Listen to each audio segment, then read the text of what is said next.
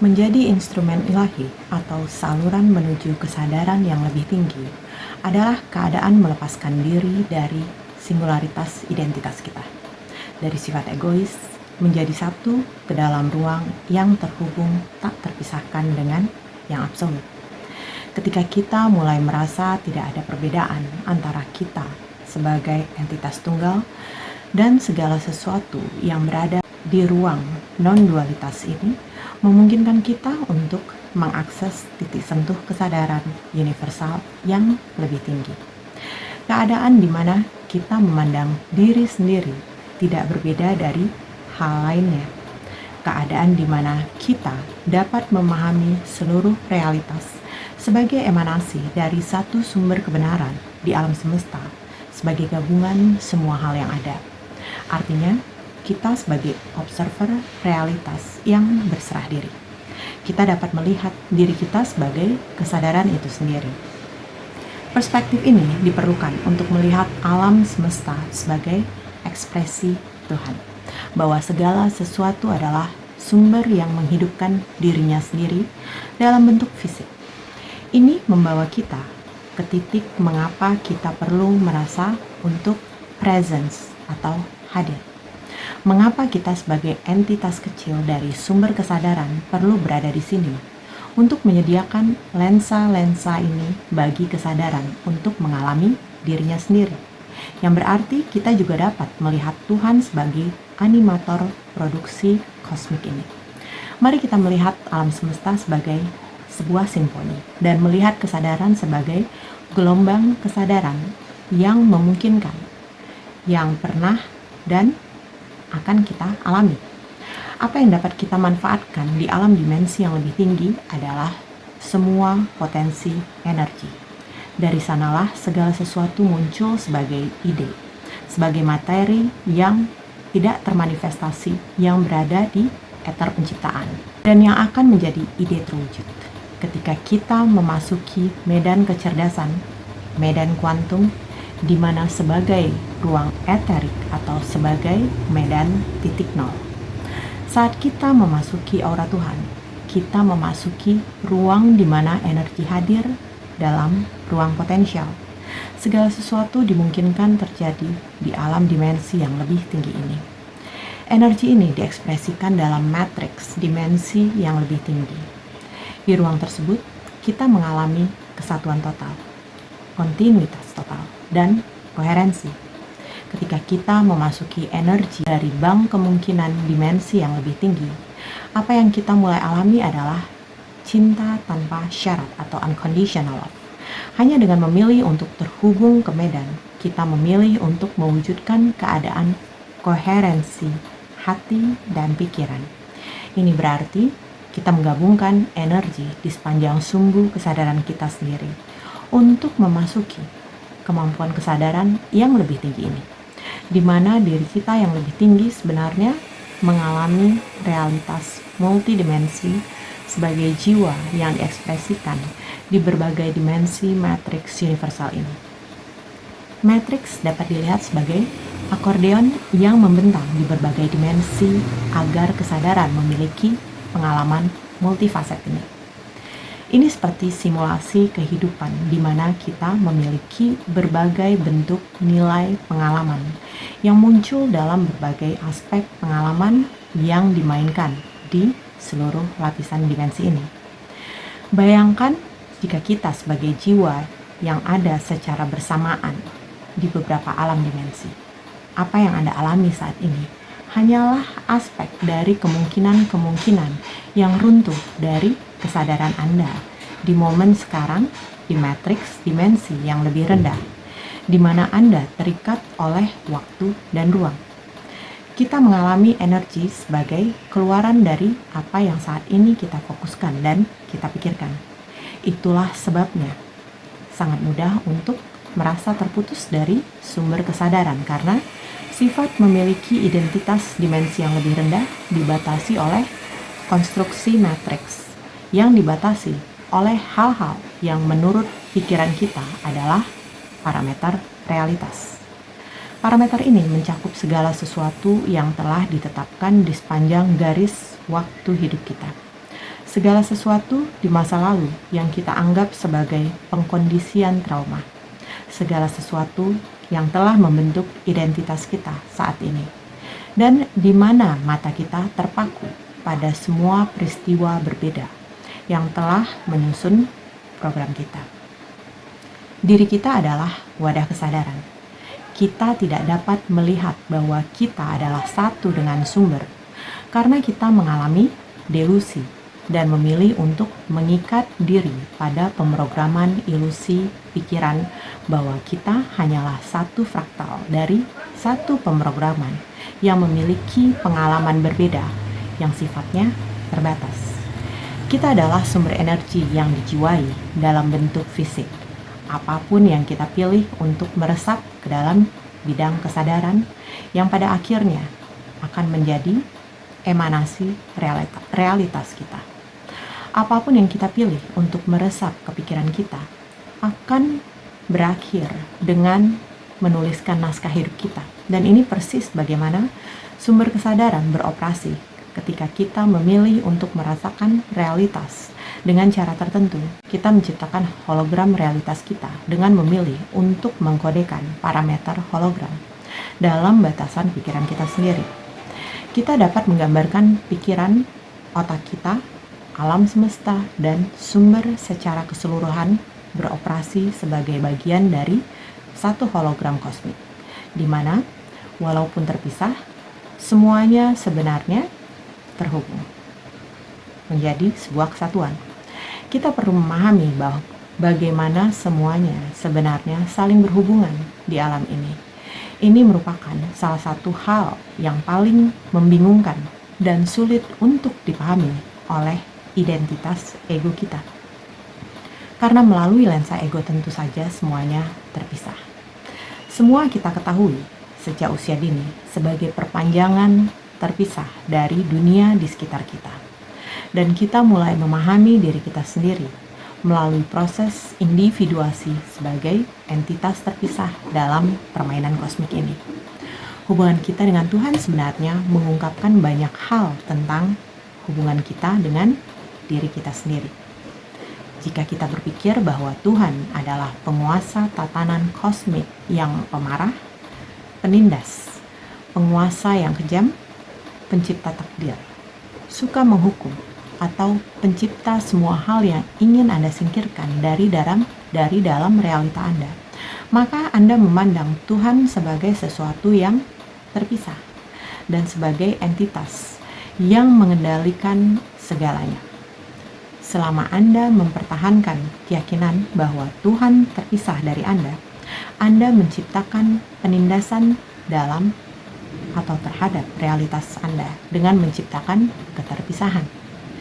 Tidak seorang pun di dalam tubuh manusia akan pernah dapat sepenuhnya memahami kualitas-kualitas Tuhan. Jiwa kita sendiri melalui polaritas yang berbeda seperti energi maskulin dan feminin, seperti unsur api, tanah, air, dan udara yang meresap dalam kehidupan kita. Jika Anda mengatur jumlah total dari semua unsur-unsur yang berbeda ini, Anda akan mulai melihat bahwa ini adalah palet sumber kesadaran yang mengekspresikan dirinya melalui setiap manusia yang berbeda-beda. Pengalaman manusia, emosi manusia, melalui setiap perilaku manusia yang sulit, pengalaman traumatis, setiap kualitas indah juga bagian atau sisi gelap dari perilaku manusia.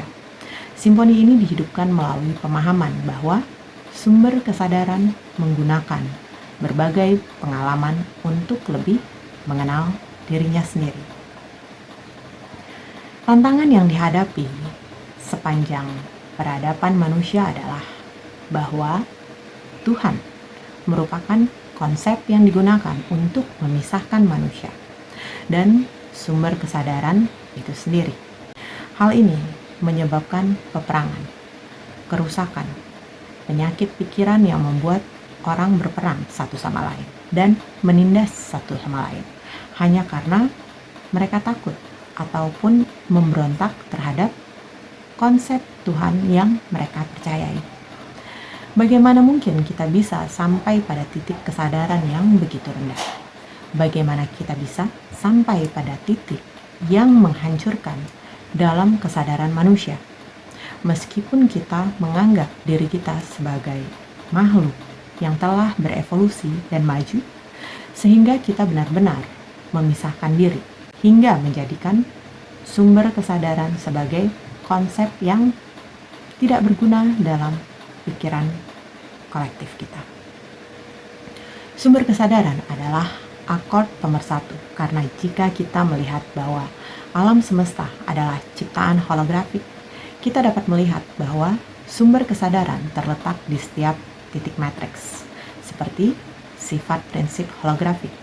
Setiap titik di dalam matriks berisi matriks informasi yang terhubung dengan segala sesuatu di alam semesta. Ini berarti kita terhubung dengan segala sesuatu yang ada, seperti teman, tetangga, hewan peliharaan, dan setiap orang di seberang planet yang sama sekali tidak ada hubungannya dengan kita. Ketika kita mulai memahami gagasan interkonektivitas universal ini, kita dapat mulai merasakan bahwa pemisahan dan segala sesuatu yang menyertainya sebagai pemisahan yang diciptakan pikiran manusia melalui distorsi egois. Pemisahan ini tercipta ketika manusia memutuskan untuk mencoba menjadi Tuhan dengan memilih untuk menjadikan kekuatan kita lebih maju dan lebih kuat daripada konsep kemanunggalan itu sendiri. Kembali kepada konsep untuk melihat bahwa sumber kesadaran terletak di dalam jiwa kita sendiri dan memanggil kita untuk terhubung lebih dalam dengan kesatuan atau kemanunggalan, dan setiap ekspresi dirinya dalam hidup kita adalah pemahaman tentang kasih. Memilih untuk melihat diri sendiri sebagai partikel tak berguna yang putus asa di alam semesta berarti kita memilih untuk tidak melihat bahwa kita memilih untuk datang ke bumi ini, ke realitas ini sebagai bagian dari ekspansi alam semesta, dan sebaliknya kita memilih untuk menyerahkan kekuatan kita dan menggabungkan kesadaran kita dengan beberapa program kolektif atau kondisi matriks yang membuat kita merasa tidak berdaya. Energi selalu bertransisi ketika kita selalu bergerak dari satu keadaan penciptaan ke keadaan penciptaan lainnya, dan setiap tindakan dalam hidup kita adalah pertukaran energi. Kita memilih untuk memainkan permainan hidup dengan memilih untuk memanipulasi energi kita dengan berbagai cara. Dan ini memberi kehidupan pada sumber di dalam diri. Kita dapat memilih untuk meredupkan cahaya jiwa yang mengekspresikan dirinya dalam bentuk fisik ini. Atau kita dapat memilih untuk sepenuhnya melibatkannya. Kita dapat memilih untuk memberi diri kita kekuatan untuk menjadi sang pencipta di dalam realitas kita. Dalam hal ini, kita akan mulai terhubung ke dalam medan yang akan memberi kita masukan untuk memungkinkan kesadaran berkembang lebih jauh melalui diri kita, melalui setiap kehidupan fisik kita, melalui cinta yang kita berikan, melalui kesadaran yang Anda bagikan, melalui pembelajaran yang Anda izinkan untuk Anda terima sebagai anugerah alam semesta. Ketika Anda memilih untuk membuka saluran ini dan menerimanya, inilah yang memungkinkan sumber untuk berkembang. Inilah yang memungkinkan kita untuk melihat bahwa kita memang merupakan unsur yang berguna dari kesatuan universal. Dan semakin banyak orang yang terbangkitkan pada realitas kesatuan ini, semakin banyak pertumbuhan yang akan dicapai pada tingkat kolektif. Itu adalah sifat dari panggilan kebangkitan kolektif. Agama telah sukses selama ribuan tahun menciptakan keadaan di mana manusia adalah bawahan Tuhan, di mana manusia takut pada sumber kesadaran, di mana umat manusia takut pada Tuhan, takut menciptakan tindakan berdosa yang menyebabkan Tuhan untuk menghukum dirinya. Bagaimana kita mendefinisikan seluruh gambaran Tuhan sebagai pencipta yang suka menghukum? Ini menjadi cermin dari kesadaran kita sendiri.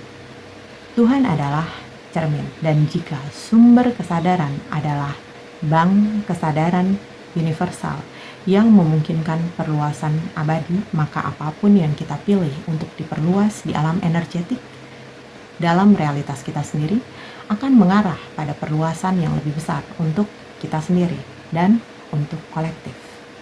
Sumber kesadaran tidak pernah melawan tingkat kesadaran diri, karena Tuhan merupakan hasil dan refleksi dari kesadaran apapun yang kita izinkan berdiam di dalam diri kita sebagai wadah kesadaran itu sendiri. Jika ada sesuatu yang membuat kita merasa tertekan, Tuhan akan mengembalikan energi yang tertekan itu dalam bentuk karma agar kita dapat mengenali siapa diri kita sebenarnya. Jika di lubuk hati kita ada sesuatu di dalam diri yang kita hindari atau kita sembunyikan, ketahuilah bahwa Tuhan atau kekuatan yang lebih tinggi sedang membimbing kita menuju kesadaran tertentu. Ini tidak dilakukan sebagai hukuman. Tuhan akan menyatakan dirinya hanya sebagai intentionalitas universal, sebagai alasan untuk semua hal yang terjadi, yang mungkin terhubung dengan versi diri kita yang lebih tinggi untuk pengalaman keberadaan kita. Mungkin apa yang kita anggap Tuhan sebenarnya adalah versi diri yang lebih tinggi yang memberlakukan makna ke dalam pengalaman kita. Mungkin alasan mengapa kita menampilkan Tuhan sebagai sesuatu yang terpisah dari kita adalah karena kita tidak ingin bertanggung jawab atas penciptaan realitas kita sendiri. Dan kita tidak ingin melihat bagaimana kita adalah jiwa yang lebih maju, yang memilih untuk memiliki pengalaman dimensi yang lebih rendah ini untuk menyadari diri kita dan semua seluk-beluk dari dinamika apa yang telah diciptakan oleh pikiran kita selama banyak inkarnasi untuk lebih mewujudkan tujuan simulasi.